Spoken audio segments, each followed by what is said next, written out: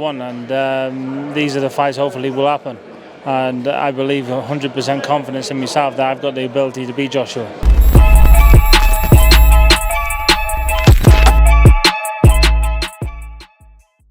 Danny Githulin here for Pro Boxing fans. We're in Sheffield. We just had the press conference for the GBM show this Saturday night. It's a pleasure to be joined by the returning Hughie Fury. Hughie, you must be buzzing to even be back up at press conferences ahead of a big fight for yourself on Saturday night. Yeah, I'm over the moon. I can't wait now. I'm excited to finally be back in the ring after being out for so long. It's exciting. Talk to me a bit about how frustrating the past few years has been for you. Spoke to your father there, and I didn't realise the length of the problems you had and the misdiagnosis, and it must have been, pulling your hair out territory. Was there ever any points where you were thinking, sort of sod this is never going to resolve, or did you always have that belief that you'd be able to get back in the ring?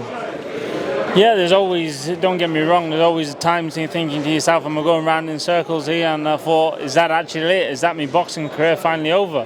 It's been a very frustrating time for me, and to finally just be a couple of days away from a fight it's like a relief off the shoulders. What advice did your father give to you when you did have those low points? He just said, take your time. My dad's always, he just said, whatever problems it is, just get them sorted. He just said, take your time, and he did. We got them all sorted, and now finally it's just been one thing after another. We've stayed persistent and we're finally where we're supposed to be. You've had a lot of big fights already in your career. I mean, it's easy for us to forget that you're only 29. Do you ever sort of forget how young you are in this game, like having the world title fights, Povetkin, Pulev? Do you sometimes look at fellas turning over for the amateurs and thinking, I'm younger than them, and they're making their debut?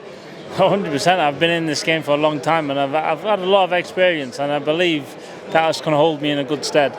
And now it's just about a matter of, like my dad just said up there, it's just for me to do. Put it all together. If I didn't think I was good enough, I would have packed in a long time ago. That's it. I believe now I'm coming into myself, and the best is yet to come. Let's talk about the man in the opposite corner, Dovinchenko, a very tough Ukrainian, went the distance with Moses Atoyama, defeated a stablemate of yours, Matty Harris. What sort of test do you expect him to pose in there, and why did you choose him as your comeback opponent? It's not to do with the test. I'm just, he's there to fight back, and I could have got an opponent what's going to get knocked over in a couple of rounds. He's tough, he's been the distance a few times, so I don't think he's never been stopped, has he? So that's what we want. I want to get the ring rust off and get back in there, get back in the groove. And you're due to be, you've already got, so I should say, more dates penciled in May and July. That must be, music to a fighter's ears when you don't have to worry about when the next date is. You can get straight back into the gym. Was that sort of extra motivation for you, knowing that, all goes well Saturday night, I know when I'm next out? 100% activity is what I want now. If I could fight every week, I would do. So the plan is now of action is getting as many fights as I can. Hopefully I can get 4 fights in this year. Your father said to me the next couple after Dovinchenko will be of a similar level, to get the ring rust off. It's a lot of rust that needs to be shaken. Towards the back end of the year, what sort of level of fight, for a bigger fight, for a step up, are you targeting? Like I say, I honestly don't give 2 fucks who I fight. Simple as it is, they can put me in the ring with anyone, because I believe I've had the experience, I've had everything to get there. But my dad just wants me to get these few fights in, being active, because 3 years out of the ring is a long time. He just wants me to get me back underneath the lights as much as possible. A fight that got a lot of people talking was the British title fight between Fabio Wardley and Fraser Clark a few weeks ago. First of all, what did you make of the fight? Very entertaining watch. And secondly, I'm sure you'd be licking your lips at the prospect of facing either of them. Yeah, I thought it was a great fight. It was a good fight for TV, all action-packed British title fight, so exciting. And if these fights make sense, then I'm here.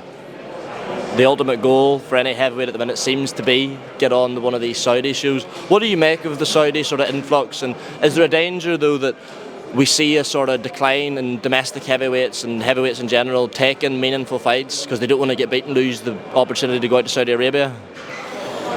It's all about, people want to see good fights, and Saudi looks like they're making them fights happen. And otherwise, they've been going around for years, and these fights have not been able to happen for some reason. But I do think it's good for the sport. The fight we did see out in Saudi Arabia was Anthony Joshua, Francis Ngannou.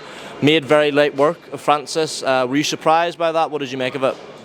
No, I wasn't surprised about it. I think that's what should have happened in the first place. That's how UFC. He hasn't got the boxing ability as a professional. There's a lot more technique involved. So I expected Joshua to do that. My colleague interviewed Adam and Izzy last week, and they spoke about the possibility of a fight between yourself and Anthony Joshua.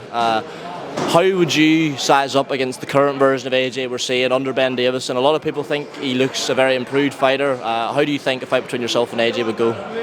These are the fights what I want, and these are the fights hopefully will happen. And I believe 100% confidence in myself that I've got the ability to beat Joshua. Last one before I let you go, Hugh. I've got to ask you a very polarising topic at the minute. Mike Tyson, Jake Paul. Should it be happening? Good for boxing? I've heard people call it disgusting. What's your take on it?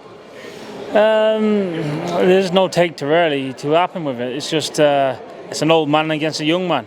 He's not the same fellow as he was, but he always holds the power. But to be fair, I don't really see much point in it, to be honest. Hugh, I will let you go. All the best for Saturday night. Good to see you back in the ring. Top man.